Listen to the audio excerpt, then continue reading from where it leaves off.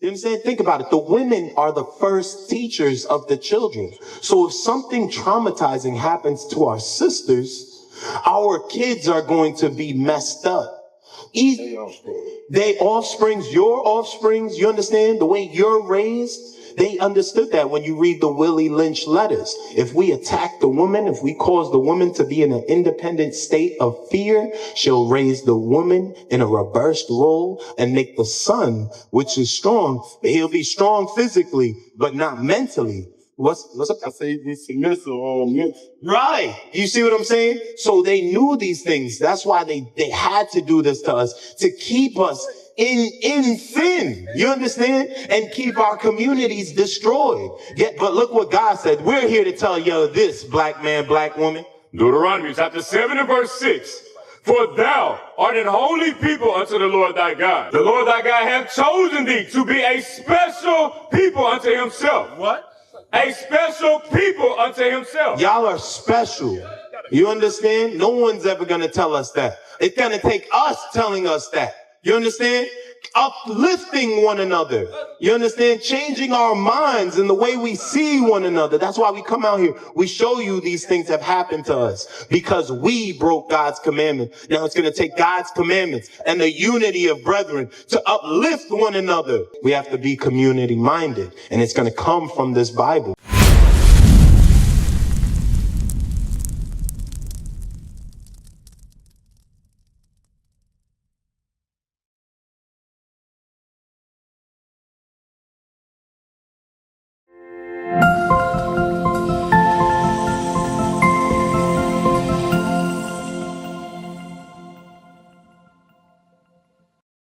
Can I ask you a question?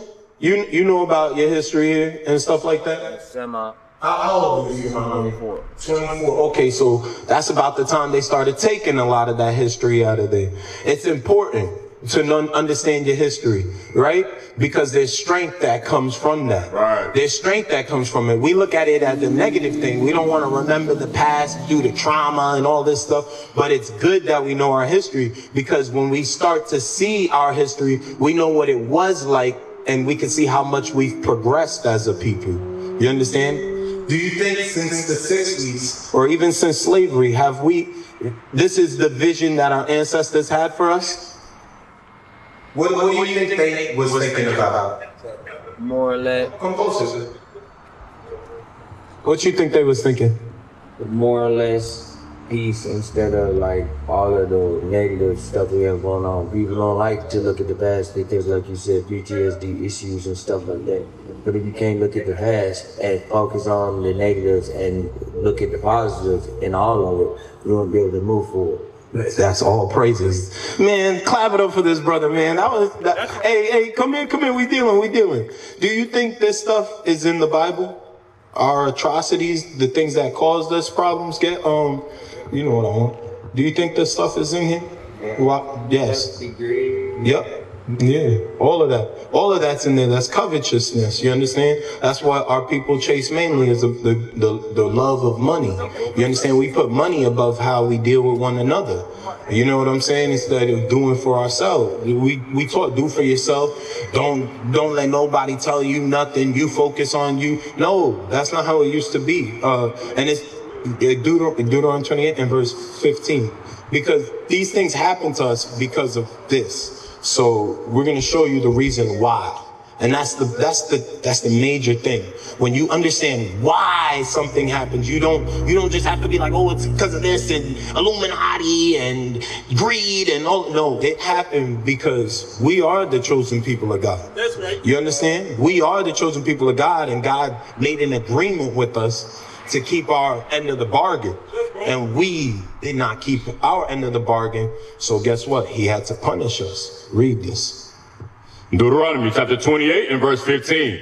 But it shall come to pass, if thou wilt not hearken unto the voice of the Lord thy God, to observe to do all his commandments and his statutes, which I command thee this day, that all these curses shall come upon thee and overtake thee. So what we do here is teach our people the statutes and commandments so that we can lift what we call generational curses off of us. You understand? Because that's the only way we're going to prosper. You feel me? when we start doing what God says to do. He said, yo, I'm gonna bless you. You know what I'm saying? But we gotta learn what it is that we gotta change in our lives, or else look what happens. Get a 28, 29. Just like you said, the PTSD and the trauma. Verse 29, and thou shalt grope at noonday, as the blind gropeth in darkness. So think about that for a second. The blind, it's bright outside, but we're moving around like we're blind. You understand? Meaning we don't have no direction. We just bulling. We just walking around like some dang bozos with no plans in mind. You understand? We have no guidance. We have no vision. You understand? That's been taken from us. And the vision they give us is that of a thug, a pimp. You understand? They clone Tyrone. You understand? For us to be a rapper, be a basketball player. Entertain me, niggas. That's what that is. Dribble a ball and shut up is what they told LeBron James when he tried to speak out. Look at Nicki Minaj right now trying to speak up about politics. You understand? She's trying to speak up about politics. Nobody want to hear that stuff. Right. They looking at her, yo, you sold out. What's her fan base called? Barbies? The Barbies? They all mad at her right now for doing what she did because there is no vision. And this is someone they looked up to kind of see where they should be in life. You understand? Go ahead, read that again. And thou shalt grope at noonday, as the blind gropeth in darkness. Right? And thou shalt not prosper in thy ways. See that? We don't prosper in our ways. Why? Because we're not keeping the commandments. Right? Every time we try to get somewhere, what they do? Bomb us! They bombed Tulsa, Oklahoma. Where you understand? What else did they bomb? They took out Seneca Village. You understand? That's Central Park today, where they did the Central Park 5. Hey, come over here. Come here. Come closer. My name's Zerubbabel. Nice to meet you. My name's Timothy. Timothy, and then we got Alex. Oh, nice to meet you, man. Nice to meet y'all, brothers, man. Y'all, all praises. Y'all are here. Y'all coming to listen. So we're going over some more information about what's on that flyer, because we're talking about trauma. You understand? Trauma in our community is caused because of sin. You understand? For example, get Deuteronomy, the one about Deuteronomy 21 and like 25 or 22, 25. Look at this. I'm going to show you sin real quick and how sin relates to the trauma, going back to the PTSD. Wait, come here. You good. Get some of this word right here. Take this with you. Look at this. Deuteronomy 22. Deuteronomy chapter 22 and verse 25. Right. But if a man find a betrothed damsel in a field, and the man force her and lie with her, then the man only that lay with her shall die. Go ahead. But unto the damsel thou shalt do nothing. There is in the damsel no sin worthy of death. What does it mean, force her to lie with him? What's that going into? If you force a woman to lay with you, what's that going into? Yeah, I guess I don't wedlock. I guess I don't wedlock. No, you forcing a woman to lay with you. What's that? That's right. So now, what happens to that woman after she gets raped? She's traumatized. So we showing rape is against the Bible. That's a commandment that we supposed to love one another as we love ourselves. But we have these things happen in the community, right? That nobody wants to talk about. Nobody wants to address these issues and stuff like that. And our sisters walking around here hurt. You understand? Because these things have happened. You feel me? And nobody's giving them solutions. No one's told them, yo, sis, you better than that. Deuteronomy 7 and 6 says, look what Deuteronomy 7 and 6 says. You understand? Think about it. The women are the first teachers of the children. So if something traumatizing happens to our sisters, our kids are going to be messed up. They offsprings, your offsprings, you understand? The way you're raised, they understood that when you read the Willie Lynch letters. If we attack the woman, if we cause the woman to be in an independent state of fear, she'll raise the woman in a reversed role and make the son, which is strong, he'll be strong physically, but not mentally. What's up? I say be submissive or mixed. Right. You see what I'm saying? So they knew these things. That's why they had to do this to us, to keep us in sin. You understand? And keep our communities destroyed. But look what God said. We're here to tell you this, black man, black woman. Deuteronomy chapter 7 and verse 6. For thou art an holy people unto the Lord thy God. The Lord thy God hath chosen thee. He's chosen you right now. Y'all walked up. Y'all can hear his voice. You understand? He chose y'all to come up here today. There's no coincidence. Sis over there in the back. God is telling you he chose you this day. You understand? Look what God says about you, sis. The Lord thy God hath chosen thee to be a special people unto himself. What? A special people unto himself. Y'all are special. You understand? No one's ever going to tell us that. It's going to take us telling us that. You understand? Uplifting one another. You understand? Changing our minds and the way we see one another. That's why we come out here. We show you these things have happened to us because we broke God's commandment. Now it's going to take God's commandments and the unity of brethren to uplift one another for this mighty work. You understand? Arkansas is a big city.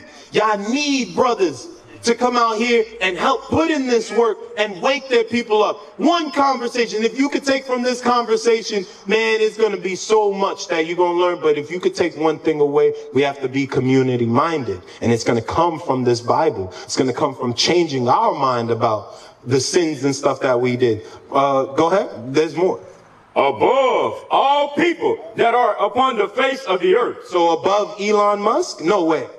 Above all people that are upon the face of the earth. What about Bill Clinton? Above all people that are upon the face of the earth. That's why we do this. You understand? We read these things, we study these things just to see that good news come to your face. You understand? That says that's the countenance of a merry heart right there. You know what I'm saying? Look, let me show you something about King Solomon. What they say the prophets look like. They look like they look something like this, right? let me show you something about King Solomon. King Solomon, the wisest, greatest man on the planet. Let me show you this, man. The book of Song of Solomon, chapter 1 and verse 5. Start at 1. Verse 1. The Song of Songs, which is Solomon. So this Solomon is writing this. Not a woman that wrote this. This is Solomon writing this. Look what he says. Verse 5. I am black, but comely. wait, come here. Let him see it. Let him see it. Come over here. Look at this. Look, verse 5. Look what it say. Read that. Read. I am black, but comely. Isn't that something that we would say? I'm black and I'm handsome. I'm black and I'm proud. You understand? That's what we were saying in the 60s. So what's that mean? Right. So what's Solomon saying about himself? And what else? His race. Exactly. The Bible is about race. That's exactly it. And he's proud about that thing. Go ahead, look. I am black, but comely. Listen, my sister. O ye daughters of Jerusalem, Right. as the tents of Kedar. Be proud of your black skin, sisters. That's what the tents of Kedar looked like. They were black tents. Solomon said, just like y'all sisters need to be proud. We need to stop bleaching ourselves. Y'all need to love yourselves again. And you're only going to find it when you look at Jesus Christ. And we're going to go into that next. Because if you go, King Solomon is whose son? King David's son, right? Get Matthew 1. Get Matthew 1. King Solomon is King David's son, right? You understand? But who comes from the lineage of King David? Who is the offspring and root of David? Jesus. So go ahead. Read Matthew 1 verse 1. Matthew chapter 1 and verse 1. The book of the generations of Jesus Christ. So doesn't Jesus have a genealogy? So meaning he would have had to got here through sex. You understand? Joseph and Mary had sex. They did the they did the nasty. They was bumping boots. You know what I'm saying? There was nothing wrong with a little bump and grind between Joseph and Mary, not marrying an angel. Go ahead, keep reading down. The son of David, the son of Abraham. Right? So it said the son of David, the son of Abraham. So if Abraham came from David, what color is Abraham? He's black. Verse 6 again. Verse 6. Don't worry. Verse 6.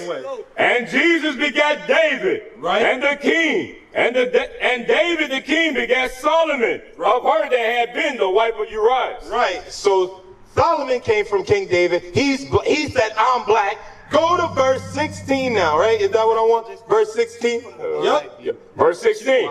And Jacob begot Joseph. So if Solomon's black and he comes from the lineage, and Joseph comes from his lineage, what color is Joseph? He's black. Go ahead. And Jacob begot Joseph, the husband of Mary, of whom was born Jesus. So just like we said, so Jesus came from Mary and Joseph having sex, right? Why don't they teach his color? Why don't they teach his race? Because you understood race. Get verse 21. This is why. Now this would make sense. Verse 21. And she shall bring forth a son, and thou shalt call his name Jesus, for he shall save his people from their sins. Because you would now have to ask, who's his people? Right. Because a genealogy means there's a bloodline he comes from. So there's a specific people he comes from. You understand? Yeah. So now that's what the Christian church don't want you to realize. And that's why we're out here to show you. Across the earth, the prophets move. From city streets to distant lands, the message is the same. Israel must rise. Through every quest, every journey, the truth spreads. No border can contain it. No distance can silence it. Our nation lives in every moment. In joy, we celebrate marriages. In sorrow, we honor our dead. On the Sabbath, we gather as one. Families rejoicing together, bound by the commandments of God. Yet are we tried. From the stones in Kenya to the hatred in Montana, we endure as a soldier of the Lord. And still, the mission expands. On the airwaves, on the screens, in every nation under heaven, Israel's voice is heard. We build our communities. We raise our children in royalty. We restore what was broken. We clean what was defiled. We show the world who we are.